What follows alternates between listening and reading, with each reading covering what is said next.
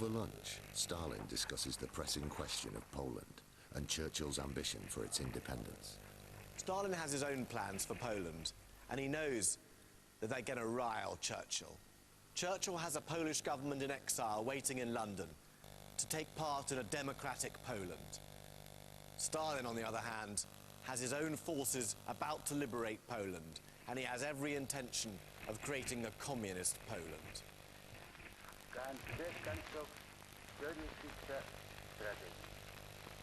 America,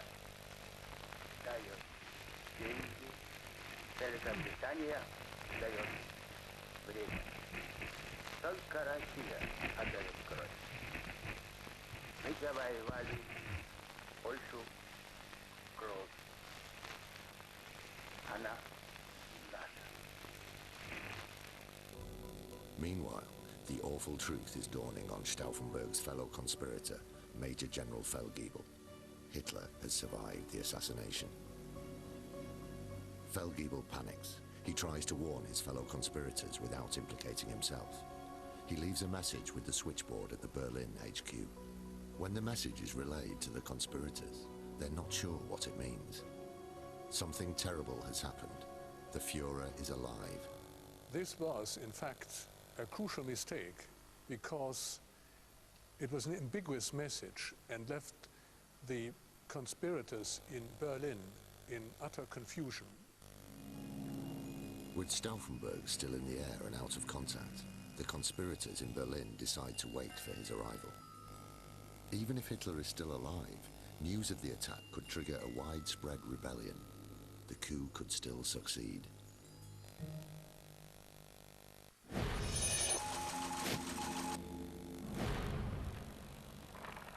In London, Churchill is busily scouring his beloved Ultra reports. The interception and decoding of Germany's radio communications, codenamed Ultra, was Churchill's greatest wartime secret. By 1943, over 3,000 such messages were being decoded every day.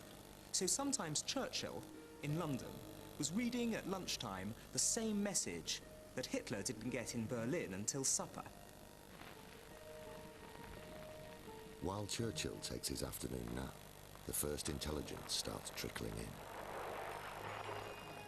Intelligence reports stated that train services had been suspended between Germany and neutral Sweden, a sure indication that something was up. It's been 3/4 of an hour since the explosion. Sollen wir die Besprechung mit dem Duce verschieben? Alles muss so weitergehen wie geplant. Was würde die Weltpresse sonst sagen? Keiner weiß, was geschehen ist. Der gelb-weiße Blitz der Explosion lässt vermuten, dass englischer Zündstoff verwendet worden ist. Mehr weiß man nicht. At first, the suspicion was that someone had thrown the bomb through the open windows. Could it have been a British agent, or had the bomb been dropped from the air by a British plane? SS Chief Heinrich Himmler instructs his men to secure the compound and conducts a search for more bombs.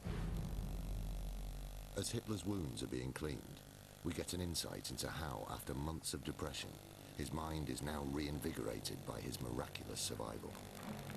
Nimmer, werfen Sie diese Uniform nicht weg. Ich will sie an Fräulein Braun schicken als Andenken. Throughout his life, Hitler survived 42 assassination attempts. July the 20th was to be the last. It is really almost incredible how Hitler evaded his fate so many times. And it is no wonder that he himself thought he was protected by Providence, which otherwise he probably didn't believe. So how did Hitler survive the bomb? Fräulein Schröder, die Lage wird deshalb bereits 1:30 beginnen. From the moment Hitler brought the briefing forward, Stauffenberg's plan was compromised. The bombs they had chosen were difficult to prime, and once set, were impossible to disarm. That left no room for error. The second crucial change to Stauffenberg's plan was the venue. Due to rebuilding, the usual briefing room had been changed.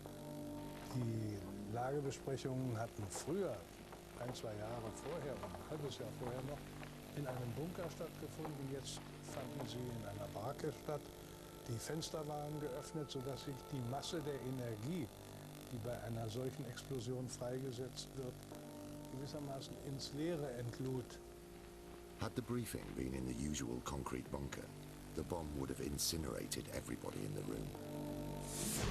When it came to the positioning of the bomb, Stauffenberg's plans went further awry. When Colonel Heinz Brandt moved the briefcase, he placed it on the other side of the heavy table leg. The leg can be clearly seen in this picture. This piece of wood undoubtedly helped save the Führer's life.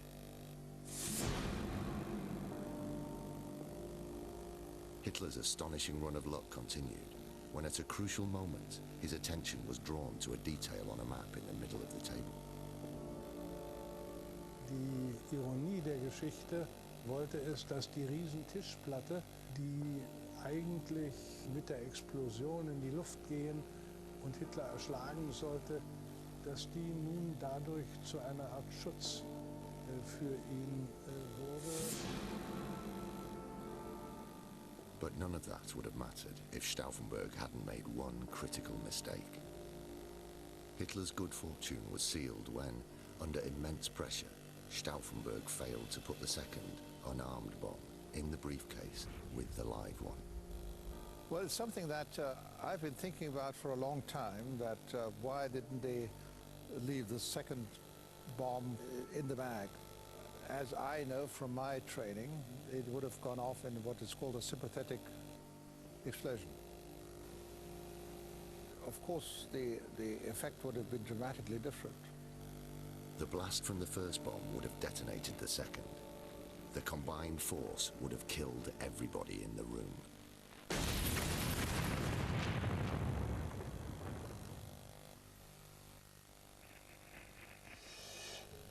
In Moscow, Stalin finalizes his plans for Poland. In London, Churchill sleeps, unaware of the events taking place on mainland Europe. In San Diego, the worst is over for Roosevelt. He has recovered from what is, in all likelihood, a minor stroke. On this day, 2 war leaders have survived serious threats to their lives.